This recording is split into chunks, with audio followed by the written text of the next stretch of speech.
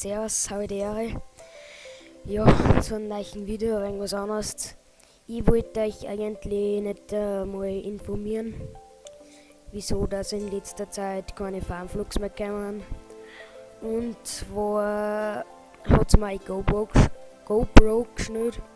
Also ich hab's geschrott. Und ja, jetzt habe ich nie was aufnehmen können, weil mein Handy ist auch scheiße und so. Jetzt haben wir eben wieder eine neue gekauft. Und darum wird es jetzt bald wieder neue Farmvlogs geben. Ich will eigentlich nur nicht spoilern, was als nächstes geben wird. Ich sag nicht, das hat was mit Schnee zu tun, werdet ihr wahrscheinlich schon wissen.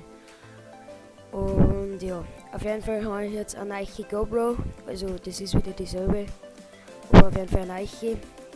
Problem dabei nur, ich finde von der alten SSD-Karten, die SD-Karten nicht mehr. Ja, bin halt dumm. Nein, weiß nicht, die habe ich wieder irgendwo verlegt und jetzt finde ich es nicht mehr. Aber das werden wir haben. Bald. Kaufen wir mal eine neue. Ja, auf jeden Fall wird es bald wieder Farmvlogs geben. Und ja, ich hoffe, es gefällt euch schon. Und ja, dann bis wahrscheinlich zum nächsten Farmvlog oder zum nächsten LS-Video. Sehen wir. Auf jeden Fall. Servus, habe die Ehre.